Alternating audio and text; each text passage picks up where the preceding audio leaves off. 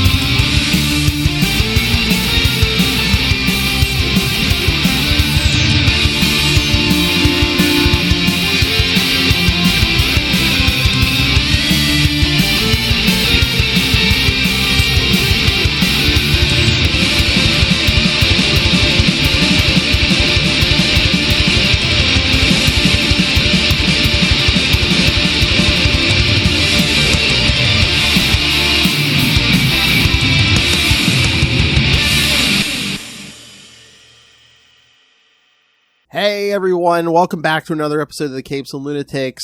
I am once again joined by a special guest, this time by returning friend of the show, Kelly Thompson. Hello, Kelly. Thank you for joining us again. Well, me again. Hi, Phil. Thanks for having me again.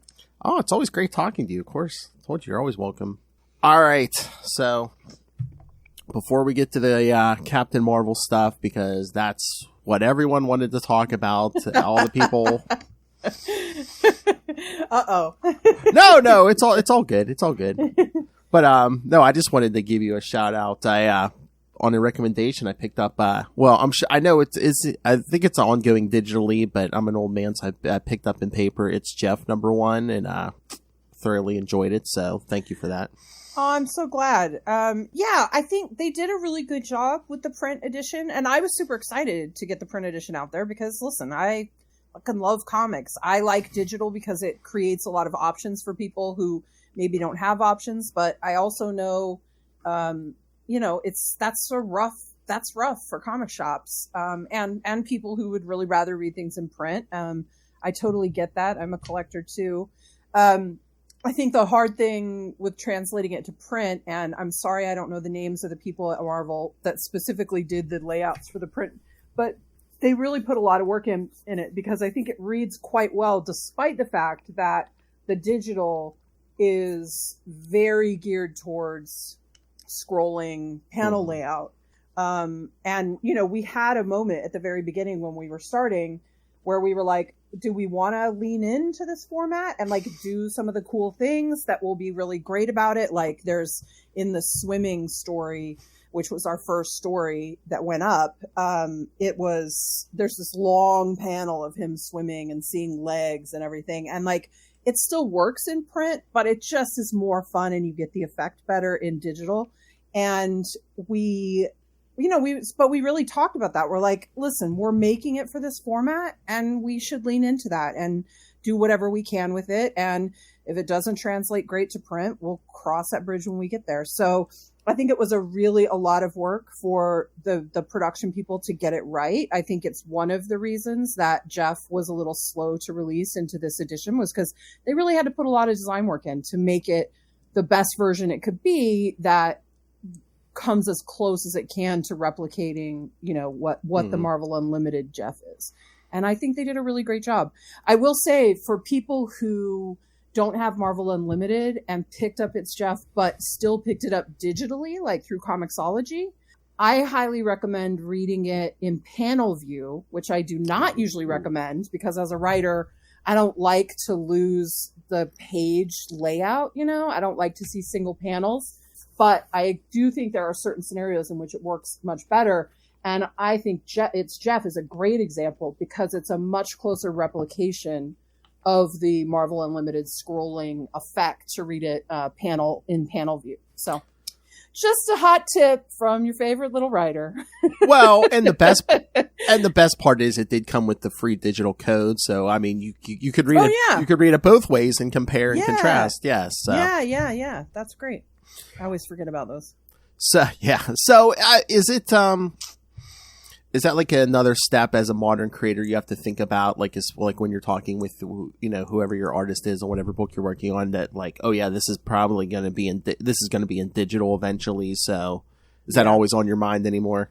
It is. It's really on my mind. A similar but different example is Mattia De Ulias, my collaborator on Jessica Jones for Marvel. We did that together, and he's doing The Cull with me. It's a creator-owned book, and it'll release digitally on Substack. It'll also be on Comixology, but it'll be on my Substack, and it'll also be in print from Image in August. It's going to start, it looks like. And we had the first issue of that is particularly dark because it basically begins with 5 teens sort of sneaking out of their homes at 3 a.m.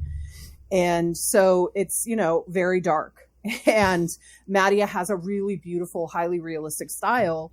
And when I wrote the script, I said to him, I was like, listen, you got to tell me what you think here because I'm worried.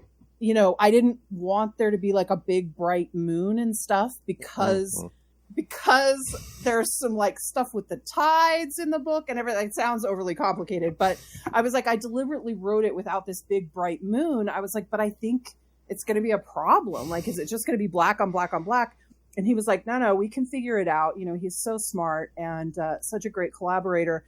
And what he ended up doing was he did a version for Substack and a version for Image because we don't want it to print too dark. Like it will definitely be dark. It's night. But, he's so good with color and light. I think it ends up being incredible. But yeah, I mean, I think you have to look at all these things. I think it's less clear cut in the case of The Cull, but in the case of Jeff, I really just think we made the right decision. Like you got to lean into what you're in. Otherwise, I just feel like you're someone writing a comic who hopes it's going to become a movie. And I don't have a lot of respect for that. I mean, not that I have any problem with adaptation, but I just don't think you should go into comics as a backdoor with your project to try to turn it into something else. Let it be comics. Comics are beautiful. Like let it live in that form the best way it can, I mean, the whole It's Jeff issue. I mean, I could see them doing an animated thing with this. I mean, it's parent company's Disney. You have to I have 3-4 different Disney channels in there. I mean, yeah, I suspect all of that is in the future for Jeff. I think he's a breakout character. I hope I will be involved with some of that stuff. Certainly Marvel has so far been very, I don't want to say kind because that seems like the wrong word, but they've been very inclusive about keeping me involved in stuff he's up to. I'm even writing this little Venomverse short that he's in that Gurihiru will draw. So they've been great in that regard. I would be shocked if there isn't a Groot-esque Jeff the Landshark animated shorts at a minimum in our future. I worry more about him debuting in movies or something like that. That's not geared towards him. I mean, I'd love to see it. I can't deny it. But I also think, you have to be careful with Jeff. He doesn't fit in everything. Like, people were like, oh, will he be in the Captain Marvel movie? And I was like, well, that movie does look like it's going to have some wacky elements. So maybe. But, he hasn't been written into Captain Marvel, for example, other than, he's on a sweatshirt of hers at some point, you know what I mean? Because he doesn't really belong in that book. He didn't really belong in Black Widow either. We put a couple cameo jokes in there, the little kid in it is wearing shark PJs, and there's a Jeff stuffed animal in that kid's room. So you find little ways to Easter egg it in, but yeah, you can't have Jeff bounding through the very serious, very dark Black Widow comic. It just doesn't work. So Jeff doesn't belong everywhere. I think he absolutely would kill it in a Groot style shorts, which I don't know if you watched those, but I thought they were amazing. I thought they were so clever. I mean, a couple of them were just home runs, I felt like, in their cuteness and sort of world building and everything. It's just great. I mean, Jeff just seems like I just kept getting the vibes, especially reading this issue. I'm just like, he could be Marvel's Baby Yoda, merchandise. I agree. I agree. Someone please cut me a giant check. Yeah, he's amazing. He's amazing. We really lucked out. Daniele Di Nicola, he and I created him together in West Coast Avengers. I think nobody really could have predicted the path that happened, but I have to tip my hat especially to excuse me, I have the hiccups. I have to tip my hat especially to Gurihiru.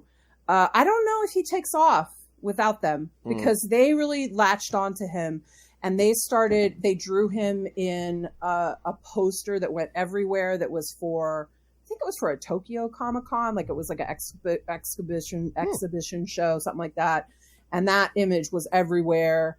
And then they were drawing him in as little hidden Easter eggs into like a Heroes from Home thing and another thing. And so like you'd see Spider-Man folding his boxers and they had Jeff on them, and there's a Jeff refrigerator magnet and Jeff's on a coffee cup. And so they were like putting him in all of this stuff. And like, I think Marvel was very smart to go, these creators are incredible. And they clearly are interested in this character. We know Kelly Thompson is interested in the character. Like, let's see what they can do. And then Jeff was definitely the breakout star of the Marvel Unlimited season 1. And I think he ran the table for his season 2 too. It's a great little strip. It like, I'm not trying to break my arm patting myself on the back, but I know how to get out of Gurihiru's way. Like, create a great concept, set up, that it can be short and that can deliver basically like a joke or a punchline or an emotional kick or whatever in your X number of panels, and then just like let them be absolute magicians in sort of their expression and their body language and their design sense. Everything's so cute and fun. It's great. It's a great antidote to the world. Yes. Yes, definitely. And I'm just waiting for the perfect product placement in the Marvels movie. Maybe Kamala has a stuffed Jeff in her room or something, and Yeah, I mean, we've seen little stuff like that. Like everyone got really excited when the Kate Bishop show came out because there was a Jeff, or there was a land shark looking type of thing in her room and stuff. So it's been fun in that regard. I do think Kamala is certainly a place where I could see her, where it could be wacky enough to work. I do think Deadpool makes a lot of sense for him, but that makes me really worry about him too, because Deadpool's not afraid to kill things over there. Oh yeah. You're gonna have Wolverine there too. Yeah. I feel pretty confident that they don't want to just like murder a cash cow immediately before he's put out, but you never know. So. But yeah, no. Again, Jeff's the breakout star, it seems. So yes, he's really having a good run. So wanted to tell you congrats. So thank you. All right, so I mean, Jeff's like 3 years old. He got nominated for an Eisner. Like, come on, Jeff. Wow. Yeah. For our season 1 digital, I think he did. It was great. So I mean, it's just the character's just pure. It's like, what's not to love about the character? I do think it's like anything that hits. I mean, it's always hard as a creator because you're creating all sorts of things, and so many of them do not hit. And when one hits, you're like, I often don't really get it, like, not because you don't think it's worthy, but just because you think most of the things you make are worthy, like they could all do it. But when Jeff hit, I was like, yeah, it makes sense. Like, the world is really dark and it's really bright and light. It's also that thing that they talk about more in Hollywood than comics, I think, but a 4-quadrant where it appeals literally to everyone. Like, you can grab every base with it. Or at least stereotypically every base, I guess. I don't like to put people into camps, but there you go. I mean, yeah. That sounded so much worse. When I said it, I meant, age groups and things yeah. Well, I gotcha. No, yeah, I mean, it appeals to everybody. Jeff appeals to everybody. Just, he's a shark, but he's a cute shark. And yeah. All right. What's not to like? Yes. All right. Let's get on to Captain Marvel because, yes, like I said, I have a bunch of questions from people all pertaining to this. And I think I originally reached out to you right before the announcement that issue 50 will be the last one. And yes, I was bummed at that. But once again, another congratulations because I was thinking about this. I'm like, these days in modern comics at Marvel, what solo character, if you're not Peter Parker, goes 50 issues? Almost nobody. Nobody. I mean, it's huge. I mean, Al did it on Immortal Hulk. Yes. And I think it was justified. And I also think, Hulk's a great character. There's all this talk about he's not A-list or he wasn't A-list until the movies or whatever. I don't know. I don't like to get in the weeds on all of that stuff. But yeah, I think, if your name's not Peter Parker or Batman, it's pretty difficult to get a 50 issue run these days without a reboot. Or relaunch, whatever, or a major creative team switch. We've had a really great run of artists, many of whom have come back, many of whom have done multiple arcs. Carmen Canero did the first 2 arcs with a alternate artist break in between them for a little tie-in thing. Lee Jarbet came back twice. Sergio Davila is doing this one with 1 issue assist from Javier Pina. And I love that they've all wanted to come back and been excited about it and been into it. It makes you feel good. We've also gotten a lot of little hits from amazing people like David Lopez. And it feels great. And it feels great to have done all of that. But it was time. Okay. I just think there's only so many photon blasts you can write before you feel like you're getting diminishing returns, not just for yourself, but for the readers. And I didn't want that. I felt like once I didn't feel like I could really bring something interesting to it, it was time. And this felt right to get to 50, to have the last arc be an arc I was trying to get my hands on, the X-Men and the Brood, since I started. Oh. And it's one of those things where it's actually great that I couldn't get them until now because it's the perfect closeout because the Brood is so key to Carol's history and her development. And so putting her up against them again and having the stakes and the cost be really high, it just felt like it worked. It made issue 50 really hard to write because you want to write a celebratory thing, but you're coming right out of a brutal battle and torture and death. So it was, I gave myself a little challenge there, but I think it worked out for the best. But yeah, I've been loving this Brood story, and you get to play with 2 of your favorites, Rogue and Gambit. Yes, and got my hands on Quantum for the first time. Oh, yeah. Yeah, been enjoying that. And really, I haven't gotten to write much about Polaris. I had a lot of fun with her, too. Oh, Laura is also a super fave of mine, so I had some fun with that. Although I have to say, I think... Though I'm really happy with the Rogue and Gambit stuff, and especially how it comes out in the last 2 issues, or how it sort of comes together in the last issue. I think Hazmat is one of my secret faves for this run. She's mostly had to be just that side character. It's hard to give someone, their own sort of plot in a solo headlining book because you just can't draw that much focus from your lead. You really got to stay centered. But it was really important. I think she's an incredible character and I think she's underused. And I was like, this is probably my last chance to give her something meaty and also make people pay attention to her. And I was really proud with how it comes out. She's still got some great stuff in 50 especially, but I was really happy with how it all came out and connecting her and Rogue a little bit and everything. Oh yeah. The whole run, there's so many good arcs. The Enchantress stuff was good. I love that.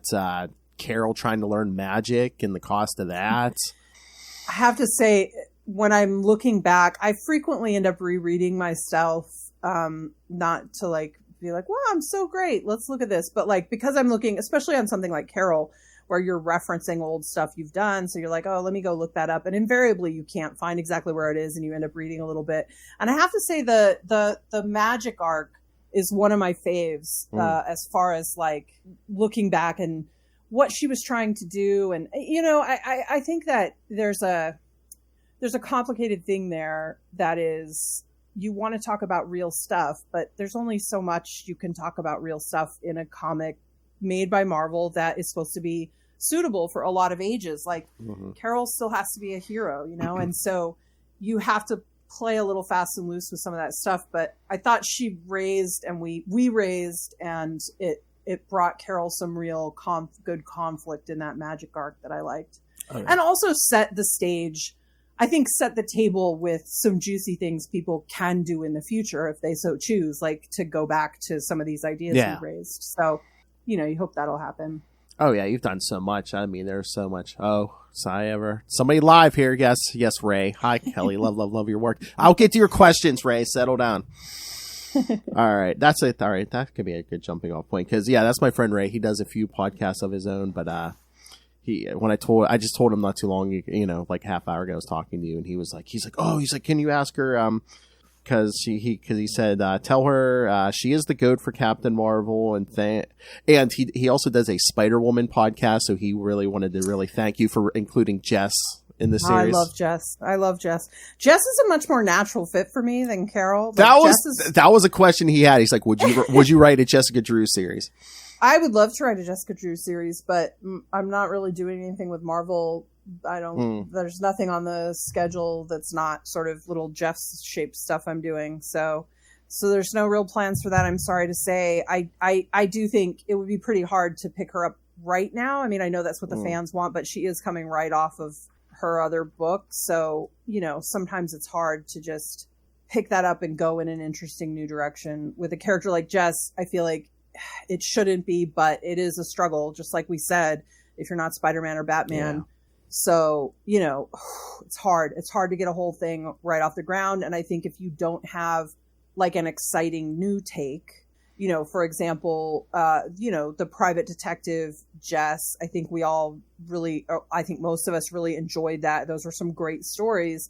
And then Carla doing something very different in her run, like it completely made sense. But if I picked up Jess now, like what would that look like? I don't know.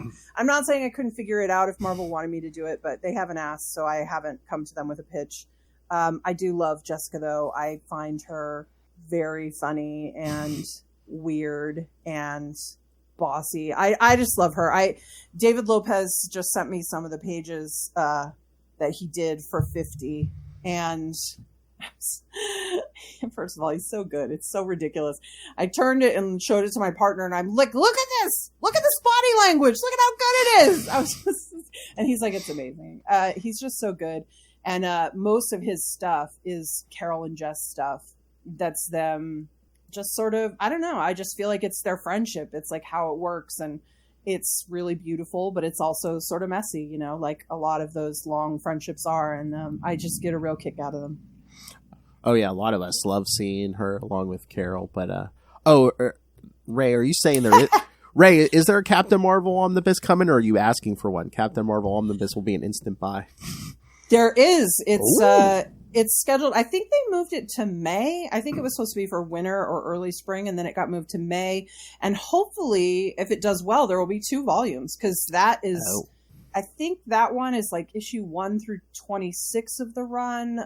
Plus, I think they ended up adding the end, and maybe they put the Star miniseries in there. I think I remember something about that, but I can't be sure. There are people on the internet who know far more about this than I do, I'm sorry to say. But I'm hopeful that they'll do a second volume. It would be really cool to have the full 50-issue run plus that Star series, like all housed in 2 books. That would be awesome. What's this, Ray? Funny, weird, bossy. That's just in 3 words. Like I said, I love her. You got your take. Yes, that's the take. Well, I flatter myself by saying my sense of humor is more like Jess's, which is better, whereas Carol's is more of like a dad jokes kind of sense of humor, where like she sort of thinks she's funny and other people are like, you're all right. Yeah, Carol has to be serious a little more often. Yeah. Jess seems to be, joking more often. And not that Carol is unfunny. I certainly write jokes for her, and I don't think they're out of character. But I will also say that not everybody should be hilariously funny. Like I don't think that's that interesting, right? Like not everybody should have the exact same voice or the exact same sense of humor. And so I really try to mix it up. And I think it's, salt to taste, as your mileage may vary as to how much I nail it or not, but I'm always aiming for it. All right. I have a couple questions here. Nobody left some people didn't leave their names, but, this question, what has been your favorite part about writing for Carol? I think it's been mostly like building out the supporting cast and like strengthening those connections and building some new ones. Like when we got to create new characters like her half sister and binary until I ruined that. Things like that.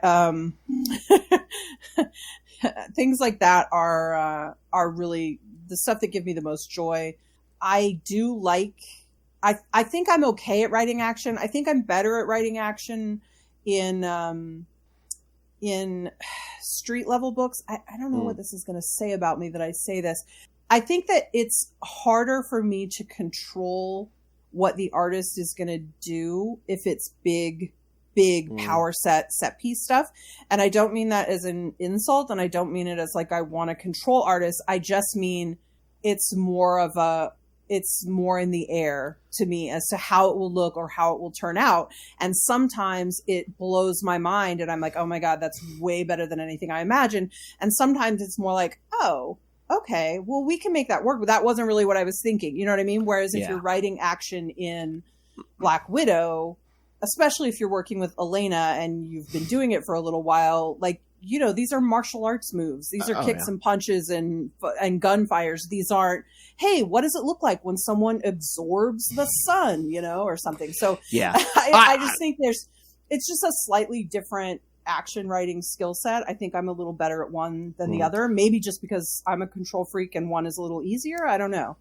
But I could see that. I mean, because people can interpret the science fiction-y stuff a couple different ways, but like in a street fight, it's basically like there's only so many ways someone can get punched. Yeah, and so I think in the back half of Captain Marvel, we've played a lot more with her powers, like her pushing on her powers, trying new things, succeeding and failing at those things, and I think that has been really fun. But I do think that was driven as much by my interest in really making a mark on Carol and really like, sort of setting a standard and making her books important.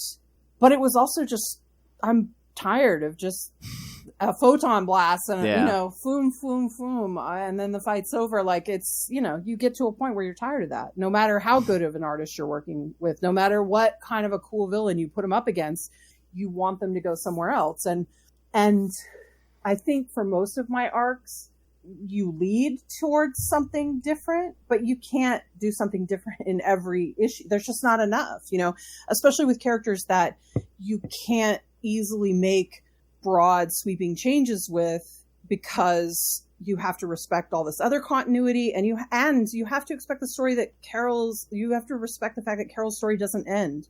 Yes, I can tie up her stories for me, but someone's going to immediately pick her up. I mean, someone has already picked her up, it's not even over yet. And someone's already writing what the next adventure is. So I think you have to take all of that into consideration, and you hope it doesn't diminish your work. And I do think part of being good at this job is figuring out how to do that. Right. Like any job, has little challenges, little fun challenges you discover on the way. So here, I'm going to edit one of these questions here. All right. So is there anything you wish you would have had more time to get to, or have you said everything you want to say for Carol? I think within the confines of what I'm able to do, I've done what I can. I'm very happy with this last arc and with how it ends. I wish we had, ironically, even though it was our longest ending arc ever, I wish I'd had 5 extra pages in 49. If I'd had 5 extra pages, I feel like it would have just been I could have done a little bit more that I wanted to do. I could have gone a little more emotional, and the very ending wouldn't have felt quite as rushed. I also, we knew we were getting some of the X-Men characters that are in Jerry's book. Yeah. Like some of them come in for 49, and they're almost completely wasted. I mean, they're not wasted as a plot point, but like, I think Cyclops, Forge, Magic, and maybe Iceman get dialogue, and the others don't even get to speak. There's just not room. It's so many characters, and there's just not enough room. And the thing I was saying before, it's not an X-Men book or an Avengers book. It's a Carol Danvers book, and she's going through hell, and she's got to be the focus. And of course she should be. So all of that has to drive toward her. But it does end up making me feel like some of them get a short shrift. Like, I would have loved a couple more pages to flesh that out. But other than that, I'm pretty happy. I'm pretty happy with what we did. I mean, yes, there are small things I would go back and tweak or whatever. But within the bounds of what I'm allowed to do, I feel like we did a really great job. And I hope that a lot of the things we built will last. I mean, I think that's one of the funny challenges of a long run, which I've never gotten to experience until now. Is that, with Carol, when I came in, one of the big things I wanted to do, in addition to strengthening sort of her home base Earth ties, was I wanted to really build up her rogues gallery, because it's a problem for so many characters. It's not limited to Carol by any means, but hers is particularly interesting because, Carol just used to be a strong character that flies around and punches shit. She's one of the most powerful characters in the Marvel Universe now. So her against Deathbird, I mean, unless Deathbird brings a literal army of Shi'ar, Carol can take care of that before breakfast. Like, it's not a problem. So, Mystique is a little different. I think Mystique is an incredibly underrated character who will stop at nothing and is very smart and very difficult. So even though she's incredibly outmatched power-wise, I think her cleverness can maybe be a problem for Carol. But Mystique happened to be going through some really interesting things in X-Men at times when people were like, well, why don't you use Mystique? And I was like, listen, that bitch is trying to get her wife back, and I wouldn't get in the middle of that for all the marbles. Like, I'm dying to see her get Irene back and for this to work out, or what's going to happen, So X-Men were using her incredibly well, and I never would have wanted to mess with that. I'm also very invested in the Carol Rogue of it all.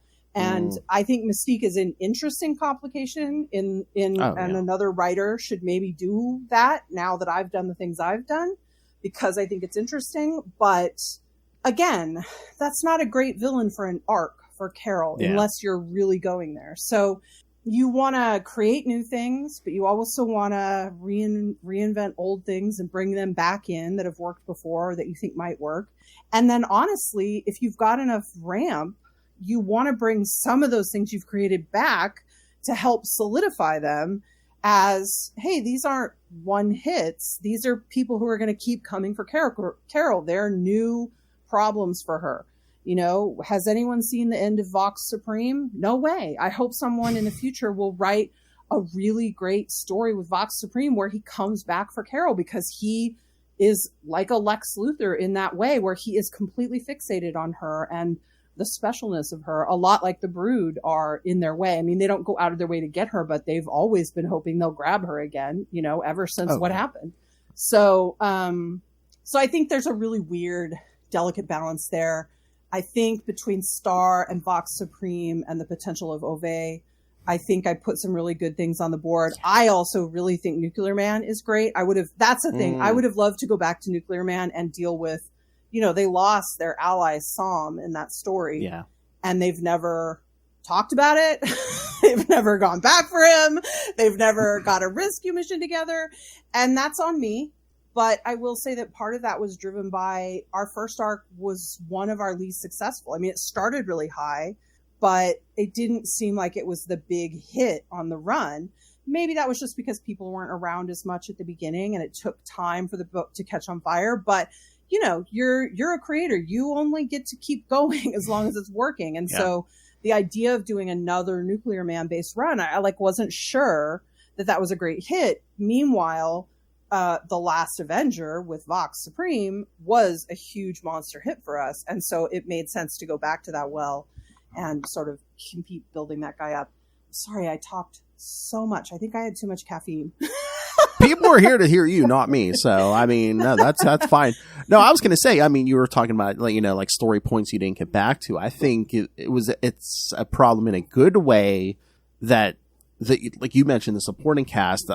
I think that's a big part of why this run was so popular, is the supporting cast. Like I've said before, I'm like, I think if the big two, the books at the big two at Marvel and DC have any problem now, I don't think they build up the supporting cast as much as they used to in years past. And I don't think you did not have that problem. I mean, well, I will say I was really focused on that because I think, to me, it was a big risk to sort of take Carol out of space because she's a cosmic character. She always wants to go up. That's in her nature.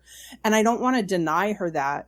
But she's also human from Earth. I mean, she's now half human. But when we started, it like we hadn't really explored any of that yet. It was all stuff we were going to be getting to. But like she felt, I love those space stories and her running Alpha Flight and the Kelly Sue arc where she was dancing around planets and stuff. That was all so fun. But I did feel that like for 5 years, she had been a space hero, more like the Guardians or something, where she really didn't have this connection to New York and everything. And I felt like some of her best connections, Jessica, Tony, all these things, they're all based here. And we've really sort of lost those threads a little bit.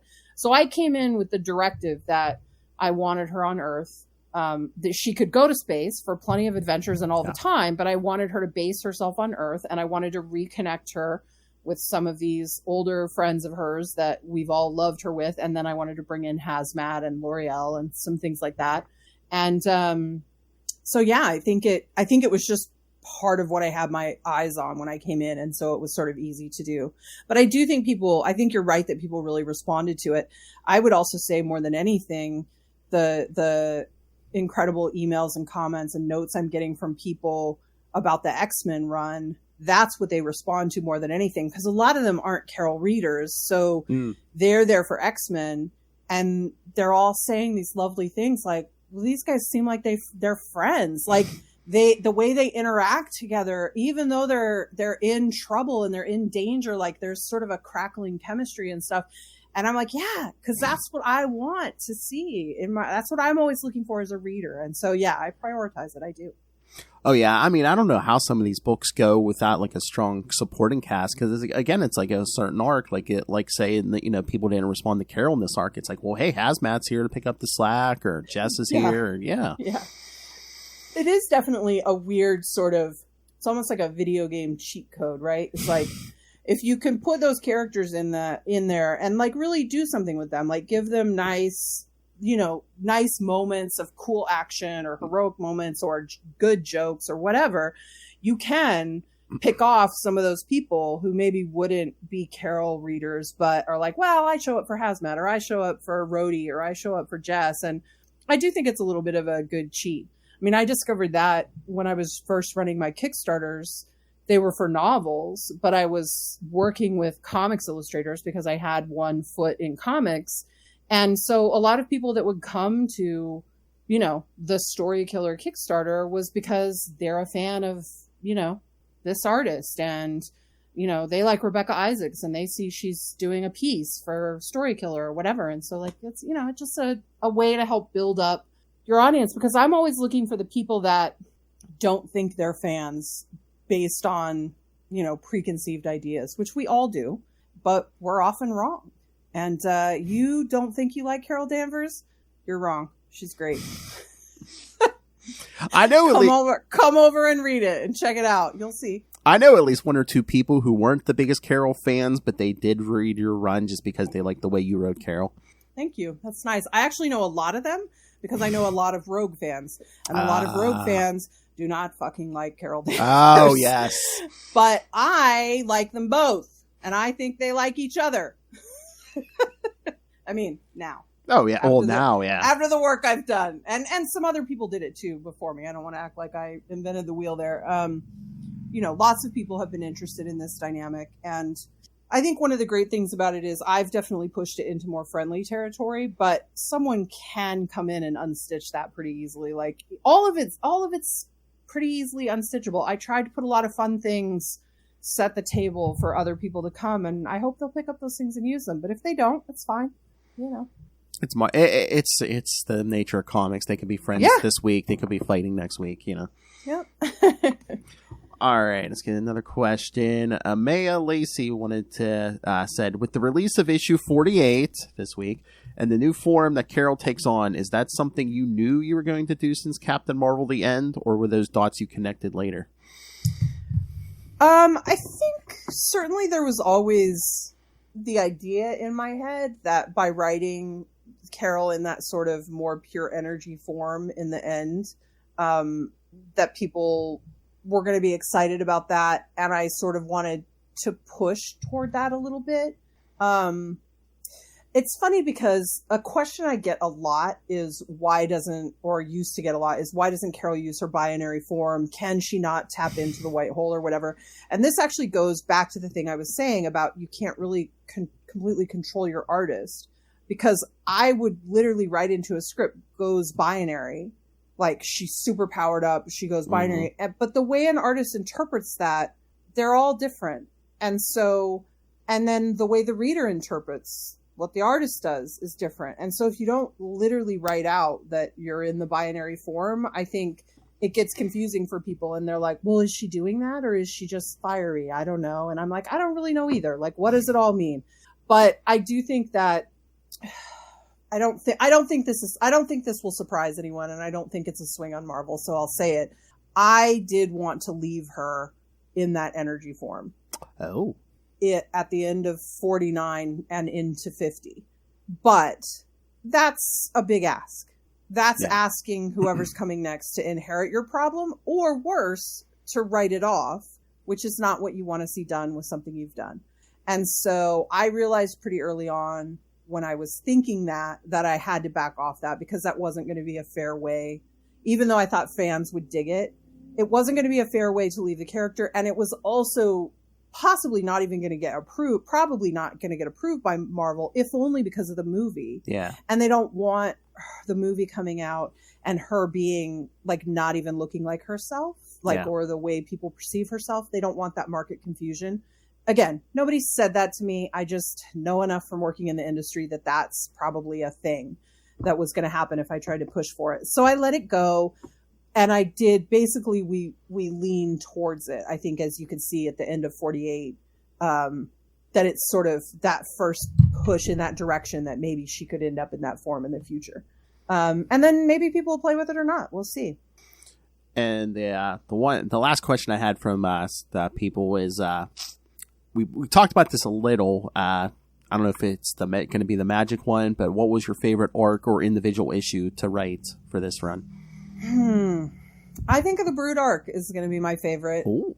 And I mean, are my favorite issues the little ones? I can't believe I think I'm going to say this. I really loved issue 1, but there's always a lot of heavy lifting and too much exposition that I don't like doing in issue 1. So I'm going to strike that off the list. The David Lopez date issue where she hooks up with Doctor Strange. Oh. I loved that issue. There's also a binary issue that Julius, I'm sorry, I don't know how to pronounce his last name, Ota did with Carol, Monica, and Binary sort of on the road. Yeah. I loved that one. That's a standalone. I did love writing that Thor fight issue of The Last Avenger. If the art turns out as beautiful as it looks so far, I think maybe 50 will be my favorite. And it will also be very low on fighting. There's a formula to writing superhero comics, maybe unsaid, but you pick it up pretty quickly. There just has to be X amount of fighting, X amount of punching or buildings falling down or something per issue. And said I don't care for issue 50. There's some action in it, of course there is, but I just realized I didn't think that was what people wanted from me. Like the last 30 pages of a 50 issue run, do you really want a fight that really doesn't mean anything, that has just been wedged in here, but that's taking up space for like emotional revelations or great character moments of people sort of connecting or not connecting or whatever. So I think Javier Pina and David Lopez are doing absolutely incredible work, and I love that issue so much. So if it turns out the way I think it will, I think that'll be my favorite issue, and The Brood will be my favorite arc, which is a crazy thing to say when you say you're leaving the book because it's time. It makes it seem like I should have kept going, but no, it was time. It was time, and I hope it's the right send-off. I hope we did it right, you know? Well, I'm glad it's not going to be a complete fight scene in 50, because it's like, I mean, that's going to be your, at least for now, your final word on Carol. So it's like, you know, going to cap off everything, and I'm sure you're going to have something to say about the other characters as well. So you said it's oversized, right? It's not like a regular size issue. It is. It's not. It's Marvel's PR was bad on that. I don't know if they just misunderstood, but they were telling everyone it was double sized, but it's not. It's oversized. Okay. So they put it in their press release on the Marvel site, and then every single site picked it up double sized. And I was trying to correct people at first, and then I just gave up. But it's 30 pages. Okay. It's about 20 pages of Javier Pina and 10 of David Lopez, although that balance might shift a little bit. So, but that was how we broke it down. Yeah. Yeah, I can't. I can't wait to read it, but I'm going to be sad because it's going to be the last one. So. I think you guys will love it. And I did get a Jeff Landshark mention in there finally. Oh, so, nice. Yeah, a cameo. I hope. I mean, maybe the artist won't draw it, but I literally wrote it into the script and gave us dialogue around it. So if Javi tries to write him out, I'll have to go to his house or something and be like, what the hell? Oh, and so the one question was there one character you didn't use that you wanted to write? Would that have been Mystique, or was there anyone else you would have wanted to use and didn't get the chance? Or I do think a Mystique arc would have been really cool if she had been in a different place and sort of it had made sense. But honestly, I think that would have been really dark. Maybe too dark for a regular Carol book. Like, I think the things Mystique would have to do to be able to fight Carol Danvers are pretty bad. yeah, probably. I think they're pretty dark and serious. I think that I really wanted to use Minerva more, and then that sort of didn't work out. I did want to bring Star back in, but she seemed like more than any of the other villain characters, people latched onto. And so she sort of, even though I would have liked to explore more stuff with Carol and Star, she seemed solid enough that there's no doubt that she's a Carol Danvers nemesis now, you know, like I have no doubt people will pick her up down the line. She kind of got scooped up. It almost seemed like she got kind of scooped up and taken away from you for a while there. Well, I mean, you know, you don't want to keep going to that hoop, especially when, you know, Star, I think, is an incredible character, and I think she's a great foil for Carol, but she also looks a lot like her and everything, and that works for that story, but that's not necessarily the most interesting thing that you want to see over and over. I will say, I'd say between us, but this is a live podcast, so between all of us, I did do a Captain Marvel sort of event pitch at Marvel's request, and that certainly involves Star, as I'm sure you can imagine. She has the Reality Stone. There's a lot of things that can be done with that work for an event pitch. It's definitely not going to happen, or if it does, I won't be writing it. But it was really fun to play with that with Star, and that did make me wish that I'd had time to come back and do another story with Star and Carol. So she would maybe be my answer, I guess. Oh yeah, I mean she's a good character, which, like I said, you could tell because other writers were just like, oh hey, I want to use Star. So it also helped that, you know, some of the ways about how Star came about, because initially the Falling Star arc, I designed that was supposed to be arc 1 of our Carol book, and people got really excited about the apocalyptic thing, and so they wanted to use that first. And listen, no shade. I was excited about it too. I love like a weird dystopian, let's give everybody weird costumes. I'm super into that. I wouldn't have pitched it if I didn't want to do it. But I was concerned that it was weird to have her not in her usual look when the movie was coming out. And more, I was concerned Marvel was going to regret that choice or like whatever. And obviously everything worked out fine, but it did end up benefiting us in a weird way because it allowed us to put Ripley in that first arc, and then it made us look really smart when she turned out to be Star later. Mm-hmm.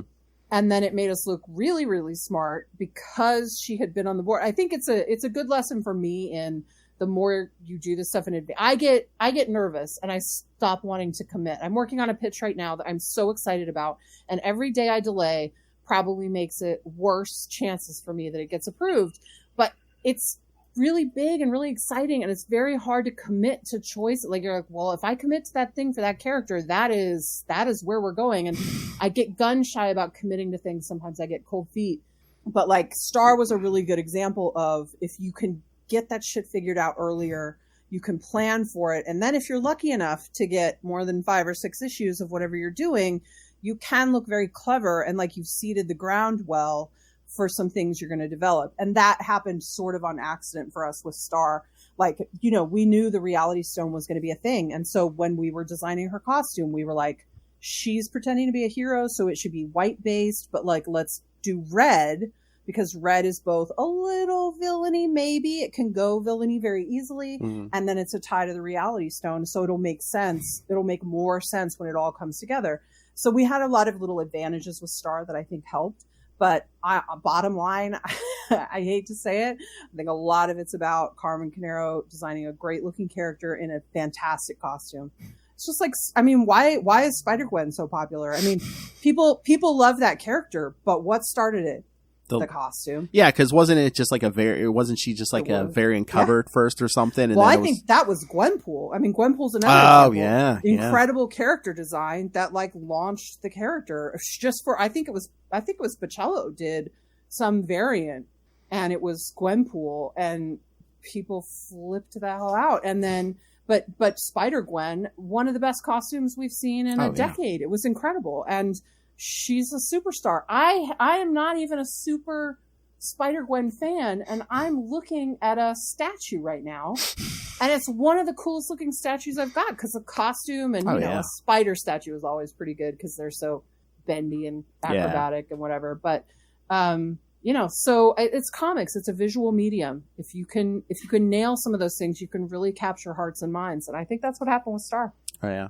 But back to the Star thing, is it like, do you overthink it more with like character you create rather than like, oh, it's like Carol, you want to do a good job with Carol, but you're like, Carol's been around for decades, Carol will survive any mistake I make. But like, are you worried about your own character that you created where you're just like, oh no, if I do this, that's going to be in the canon forever? I think it's very hard to let go of a character that you create. For me, I get very attached. So it's hard. It's hard to let go and know that you don't own that and you're not in control of where it's going to go and what's going to happen. And I feel that more, I feel the pinch of that more on some characters than others, but I don't know that it's actually, I think it's a different emotion. I think it's a different feeling than worrying about or not worrying about Carol Danvers, because I do worry about Carol Danvers a lot because that is a character that is super divisive.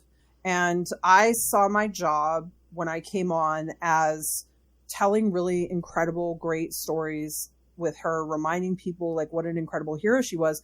But I felt we did have to walk a really weird line where we sort of brought back people that are not Carol haters, but that started to not like the character because of some of the stories she was in. And, feeling like she's a cop in a world where we're not really loving cops so much lately. Authority figure is more charged than it's ever been, maybe. And so I felt like I really had to walk softly on some stuff, but still, you can't be tepid. Nobody's excited by tepid. Nobody's excited by not making strong choices. So, but it's a really it's a really fine needle to thread to me. I feel like I've just layered on cliches and metaphors here, but like, you know, like we couldn't really cut her hair. I mean, not that someone would have told me not to do it, not that Sarah would have said we can't do it, but I'm sure if I'd asked Sarah, she would have been like, are you sure?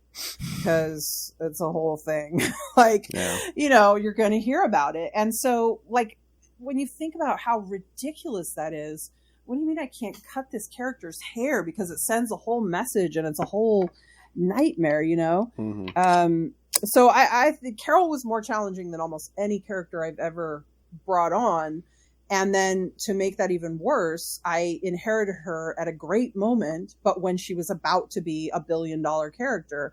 So there was a lot of attention on it and everything, which can be great, but is also a little terrifying. Yeah. And again, like, I mean, you mentioned about bringing her back to Earth. Like, I know with any cosmic character, I'm just like, I kind of like a balance. It's like, okay, yeah, space stuff is cool, but I also like when they come back to Earth and you have to punch a supervillain in the face every so often. Yeah. You know, I don't know. I kind of get bored. Maybe it's just my attention span, but I'm like, okay, we're still in space year 3. Okay. Well, you know, but yeah, I like the balance. And again, it's like it's like the work-life balance. Everyone can relate to that. Well, I do think that I do think a thing that Kelly Sue struggled with a little bit in her second run with the gorgeous David Lopez art. And again, it's not a criticism from me. Oh, no. It's just a writer problem that you inherit, which is that she was sort of doing like a really cool space road trip, right? Where, I mean, not to make it sound like it doesn't have stakes. It had tons of stakes, but like she was traveling from planet to planet and she had some people with her that became supporting cast characters as she went. But like, I feel like because we live in a superhero comics world of so many relaunches, and with every relaunch and creative team, the board seems to get swept clear, and then people bring in all their own ideas about what they want to do. And that's not a criticism. I do it too. We all do it. It's the job. It's part of how you make it work. But as a fan, it can get tiring. You're like, wait, I just attached to all these, you know, Alpha Fight characters, for example, for Carol Danvers. And then you're like, and now she's going back to Earth. And I'm like, sorry. Like, you know what I mean? So I do think that the Kelly Sue DeConnick story, and I actually think I prefer her second volume to her first, although there's a lot of good stuff I love in the first one before they relaunched it. But when they relaunched it and she moved it more into space, I just love some of those stories so much. But she really gave herself a challenge there, where because the character is moving all the time and doesn't really have that standard base, it feels a little bit like a relaunch every time, where you're like, wait, I'm meeting all new characters again. And that's a challenge. That's a really hard challenge. You know, I'm not Kelly Sue DeConnick. I didn't want to challenge myself that much. I wanted to be like, her people are Tony, Jessica, Rhodey, and Hazmat. That's the base. We're going to add some people in it. People will shuffle in and out as we can, particularly L'Oreal, some She-Hulk, some Monica, a tiny bit of Jessica Jones. I wish I could have used Jessica more. But, you know, so Wanda, we got to use, like, but so, you know, I wanted to keep it more core. I see people complain sometimes that we don't use enough humans. And I think it's for very obvious practical reasons. Like, it's harder to get invested to me in if we had wanted a young female character that was in Carol's life in some capacity, if it's an unpowered character, that character just has incredible limitations in the Marvel universe. Whereas if I can use Hazmat and maybe give her some love and like put some shine on her, other writers maybe remember about her, and then she's got a future. And so I tend to lean towards setting up new heroes or leaning into the existing heroes rather than using sort of a lot of humans who don't have powers. But maybe that's a mistake. I mean, it's if Carol had a boyfriend who wasn't Rhodey, I probably could have used him more. Not that anyone was telling me I can't use Rhodey, but it's not a Carol and Rhodey book. It's a Carol Danvers book. So Rhodey immediately gets short shrift in anything, you know, and he, even more so than Jess, you know, he's supposed to be a partner. So giving him short shrift when he's his own hero in his own right it feels a little weird, you know? Well, that's just the logistics, right? Because it's like, well, he might be over here. He might have his own book. He might be over in Tony Stark's book at any given point. Yeah. Yeah. It's tricky. It's tricky. Oh, superhero comics, you'd think it's easy, but there's a lot of little landmines. Did you watch the trailer for the Marvels movie? There's a new female accuser, and I'm like, does that look like she could be Carol's sister? Well, it's funny because some people sent me that with the same thought. Yeah. But I wasn't looking at the woman who was holding the universal weapon. I mean, it's definitely the universal weapon. Yeah. But I was like, there's no way that's L'Oreal. I just think she's too big a character for them to cast someone who like looks nothing like her and isn't even blue. So I was really looking at, there's a female accuser behind her that doesn't have a universal weapon that, I don't know. I hope that's not L'Oreal, because if they ever bring L'Oreal into the movies, I hope they cast someone huge, like not just a known actress, but literally someone large, like, you know, Gwendolyn Christie, 6'2" or whatever, because I just want to see that size. I mean, I know they can do a fair amount of cheating, but I did get a little thrill of like, wait, that's a blue Kree female accuser standing right there. Like, are we nodding at it, or are we suggesting? Well, maybe do it? They usually seem like they keep something up their sleeves, you know. Yeah. But it might be like, oh no, that's my body double. Yeah. No, I'm the real power here. Yeah. Yeah. But, you know, it's exciting. And I thought the trailer looked really fun. I mean, I have to say, I really liked the Ms. Marvel show. I thought it was incredibly creative. I thought it was really emotional. I thought the changes they made, I know not everybody loves them, but I think they make sense for what they're trying to do. And you have to think of it as a larger thing, you know, and how it all connects together. I also thought that Monica was one of the great secret weapons of WandaVision. Oh, yeah. Especially in those last couple issues. I'm shocked they didn't call her Spectrum, because the way her power was in WandaVision, it totally seemed like the right name. Like, because she was like seeing that, you know, anyway, whatever. They're both fine names. It's fine. I have to say, you know, I'm a huge Monica fan. Oh, yeah. But same here. I'm really, I mean, I like her in all her incarnations. She's a great character. But my heart really lies with the next wave version of Monica, which is a little bit darker. And so when she first appeared in Captain Marvel as a little kid, I was like, well, I know this is going to like move forward in time. I was like, God, I would give anything for Monica. Like, something happens to Monica and she gets like swept into another dimension or something, when she's older, not as a child. I'm not a monster, but she gets swept into another dimension, and like maybe that's how she meets those crazy next wave characters like Elsa Bloodstone and whatever. And like maybe sometime in the future, you know, she just steps out of a portal fully grown, looking like Monica Rambeau, and she's got the next wave people with her, and they're like, hey, we got to save the world because everything bad is coming through this hole behind us or whatever. Like, I just wanted some wacky, crazy shit. And so there was a little bit of disappointment for me when I realized with WandaVision that we were getting like a more normal superhero Monica. But I've loved it. You know, like, I think you gotta sometimes step back, and fans, we always think we know what we want, right? Like, we're aching for it. Oh, I want this. But we don't really know what we want. I don't know. I think a good writer shows you what you need instead of what you want, right? And so I feel like I wanted Next Wave Monica, but the world needs Photon Monica in the Marvels, and I'm really excited for it. Like, I think that actress is amazing. I can't believe I really haven't seen her in anything since Mad Men, I think, which is crazy because she was crazy talented in that, and she's super great in this, and so I'm excited. Oh yeah, I'm a huge Monica fan too. So if they came to you with to ask you for a Monica book, you would do it? Well, I haven't read the Ewing book, so I don't know what the goal is with Monica, but I love Monica. If they needed someone to write Monica, sure, of course, she's great. But that said, am I the right choice for Monica? Like, just because I love Monica, like, I mean, you've got Eve Ewing writing it. Like, that seems like a really good choice for Monica. Yeah, right? but I think it's only a limited series, so it's, yeah. That's always hard. I know. I do think maybe, I don't know.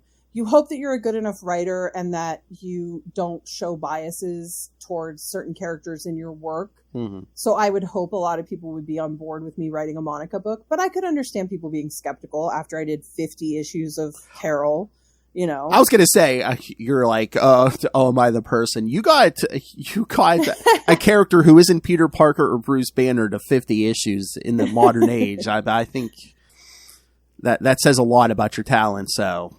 Oh, thank you. I had a lot of people helping me.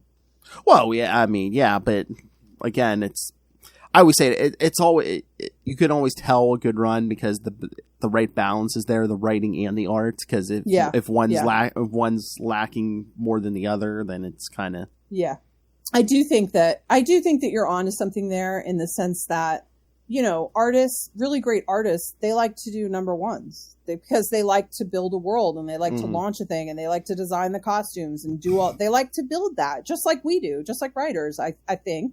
And so I think it's probably harder to get someone to come on and do issues 31 through 37 of Captain Marvel. And we really didn't have a problem. We had really, really great people and always we had great options.